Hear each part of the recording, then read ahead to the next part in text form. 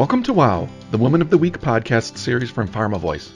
This episode was made possible by a generous sponsorship from Syneos Health. Visit syneoshealth.com.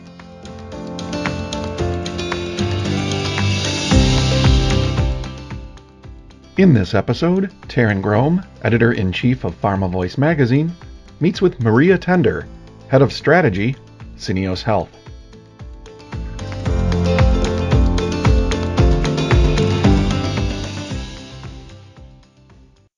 Maria, welcome to the Pharma Voice WOW podcast program. Thank you very much.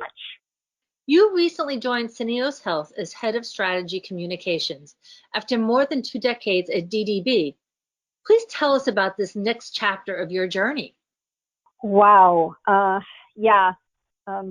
decades at one agency. It's a really long time. A key reason why I was able to stay there for so long and truly enjoy my time at DDB was because I was able to really build the healthcare group there. So while I had, the opportunity to work on a mix of pharma and non-pharma, because DDB was a general market agency with a healthcare practice within it, I was really able to be a part of some of the most significant launches in healthcare history. So when you think about brands that are basically world-changing, like Gardasil and Keytruda, being a part of that was pretty profound.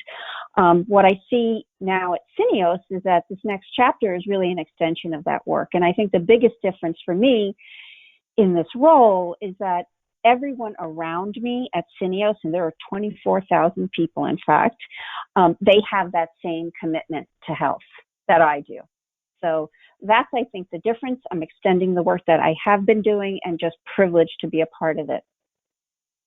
That's exciting. And we'll talk a little bit later on about some of those launches that you were instrumental in. But let's talk first about what are your top 3 priorities in the next 6 months in this new role?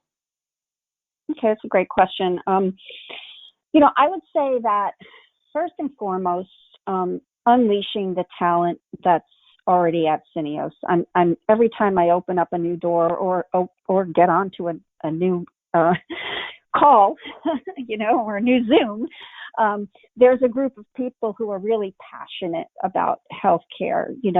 They know that they can make a real and a positive difference in people's lives, and that kind of comes through. A lot of these people, barely any of these people have I ever met in person, but it's palpable. It comes through on the screen, as I'm talking to them, and knowing that they and I have the freedom and flexibility to make that difference in people's lives is really key. So I would say unleashing talent is probably the first thing.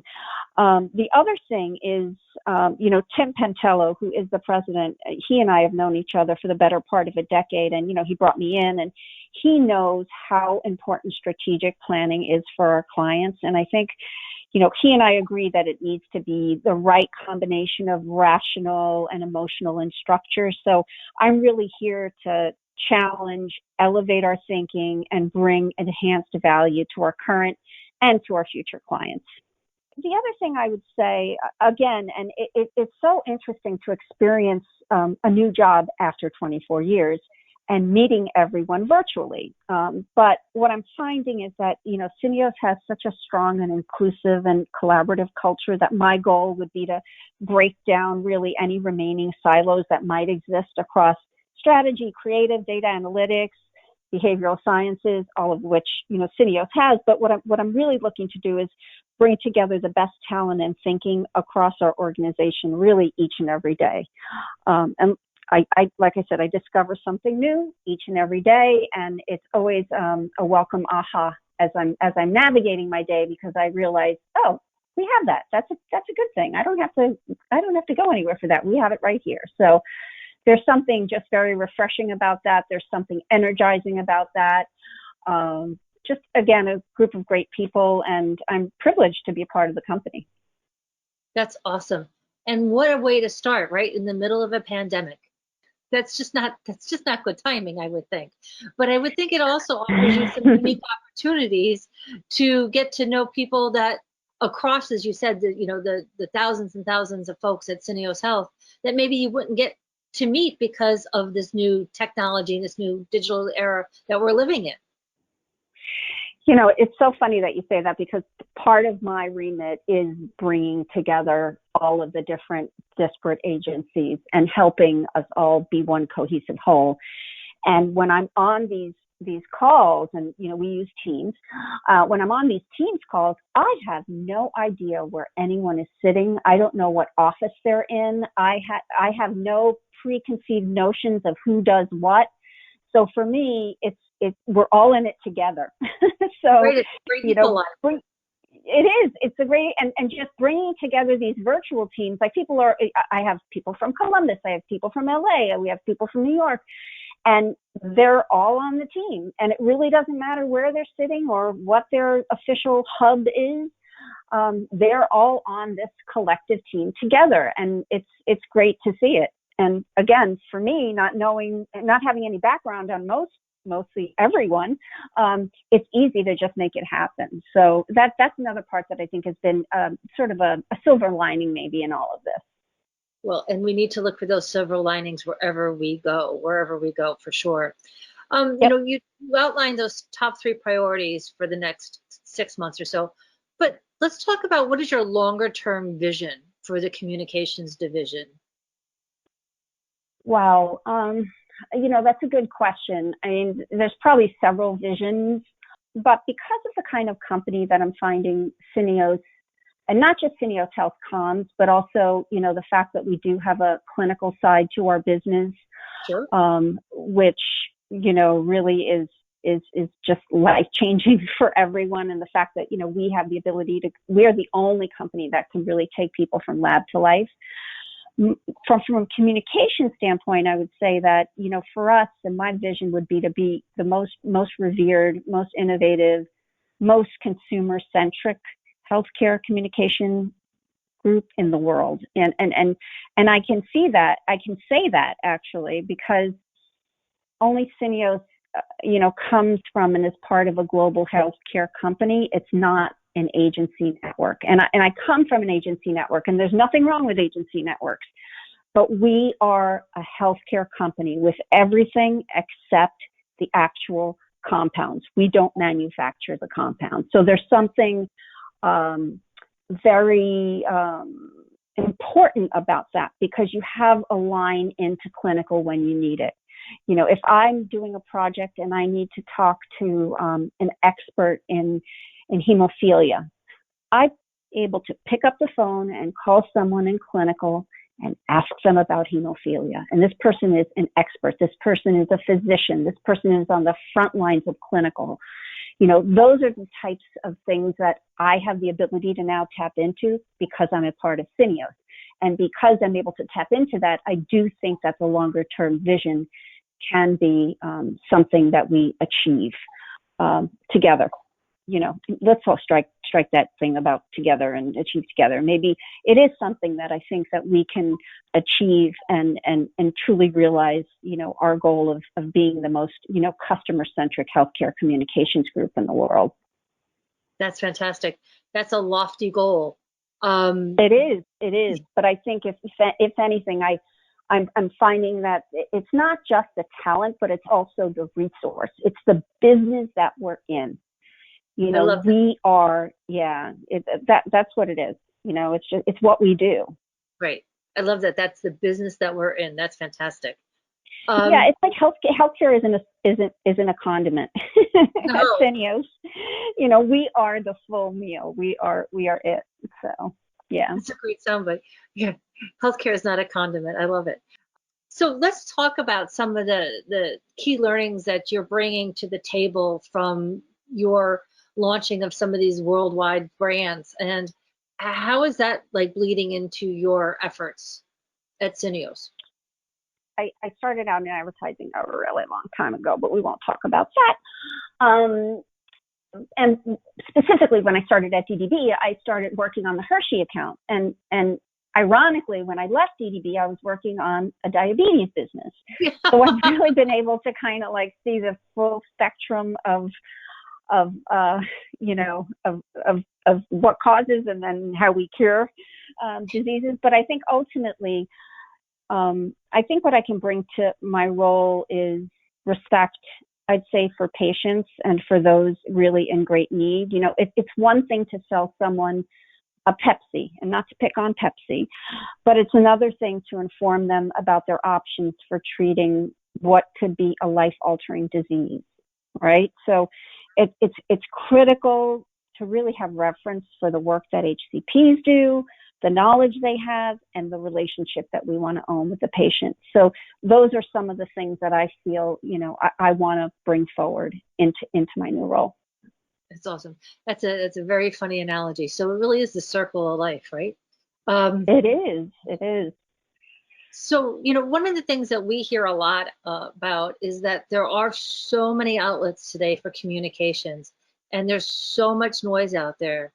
How can brands break through in today's Uber-Heightened environment? Yeah, isn't that the golden question? It really is. I mean, I don't know if I have the magic answer, but I would just say that it's about fundamentals. It's about communication that really moves people. It has to be more than just linear and functional. It has to be emotional, especially in our categories, right? We need to help people understand something that they didn't before know, learn something new that they didn't know, and ultimately look for them to act based on the result of our communication. Now, I know that's very, very basic, but ultimately that's what we're looking to do. And these are really important subjects that we look to handle, and we look to handle them really, hopefully, with care and compassion. Whether it's diabetes or osteoporosis or advanced cancers, we really need to ensure that what we communicate to both the healthcare professional and to the patient, that we're really understanding their unique situation, their motivations, and we're really able to deliver them something meaningful and of timely value. So, breaking through is really about understanding. It's about empathy. It's about being real and being helpful. That's fantastic. When I hear you talk about the health and wellness of patients, there's a real passion to it. And where does that passion come from? I mean, this is the industry, right? It's the one that possesses, I think, the technology that cares and cures. And we all have family, friends that have had struggles with health. Never before has that been more acute than the last, 4 months. So here, I think we can connect with people, who need that help, and we can deliver, compelling information, solutions, and then ultimately, change lives for the better and help. I mean, ultimately, that's really what it's about, and that's what drives my passion. I also just am like, I love fitness. I love, trying to eat well. So that's part of it too. It's just a part of like who I am as a person. But being able to draw on that from, within myself and kind of put it out there to help people think about how they might heal and feel better. Those are the things probably that give me the most gratification. Fantastic. Switch tacks a little bit here. You obviously are accustomed to leading diverse teams, global teams, big teams. What are some of the tools you use to effectively lead and manage teams to achieve their goals? Yeah, I believe in a tool set really that's built around simplicity, and it's to help create and then elevate and really not overpower the idea. I think too often what we see is that there are overly layered processes, and they really don't help to facilitate big idea generation, or they might, quash the strengths in overwrought formatting, like too many different things that we're trying to do. And, when I think about Syneos and what I've seen so far is that, we're extremely fortunate to be able to offer clients, proprietary tools that have actual utility and that are differentiated, data analytics, behavioral science experts in-house, whether where other agencies, I think, tend to rely more on secondhand data and freelance or off-the-shelf behavioral science, we can offer a more customized in-house, generated rich data set. And it's this deeper level of data and insights that really allow us to deliver what I would say is more compelling and successful strategies for our consumers. So there isn't any one tool that I could point to, but I would say that I like to keep the process simple so that the content can shine, and where possible, use interesting tools like, behavioral science and data analytics to help us unlock and unleash something that maybe we haven't thought about before. Fantastic. And when you go to put your teams together, what are those qualities you look for in others that, might help them rise to, senior leadership positions? I think that's a really good question. When I think about qualities, you could say, oh, I need someone with 8 years of experience, or I need someone with this specific therapeutic experience. But for me, it's pretty simple. It's really about, finding people who have passion, finding people who have a good instinct, hard work, really important. People who volunteer to do things and come up with really interesting ideas to the table. Something simple, like people who don't have to be reminded. They're curious and they have fun at what they do. And it's really that's basically it. It's not that hard. Some of the best ideas come from someone who has about 6 months of experience in the business, and others come from people who have 16 years of experience in the business. But it's truly about having that passion and that interest and that instinct to learn and share original thinking and ideas. Fantastic. What are some of the unique pressures, challenges there are for women in executive roles? I can tell you that I have always operated by the credo that I want to be judged solely by the value I bring to the organization. And to be honest, that's worked in my favor, and sometimes it hasn't. But I think it's important, that we all be aware of promoting an environment of equality, inclusiveness, and really a merit-based upward mobility. Excellent. When you think about that, there's tons of studies out there that show that women don't rise to the top nearly as quickly or nearly as often as men do. Do you think there's some skills that women need to develop to navigate to reach the top ranks? I can't say that this philosophy works for everyone at every organization. But for me and those that I've mentored over the years, I would say what works is really a focus on consistently delivering effort and value. And, it's okay to be competitive and to stand firm for your ideas you think are strong and the values that you think are right. But I do think that, just caring and doing the right thing, and especially in this category because so much is at stake, making sure that you have the patient's best interests as you think about what it is that you're looking to do. Excellent. You just mentioned mentoring. Is that a big part of your toolkit, and are you a mentor still? Yeah, I would say that I'm a daily mentor. I'm not like I have officially mentored in the past, but I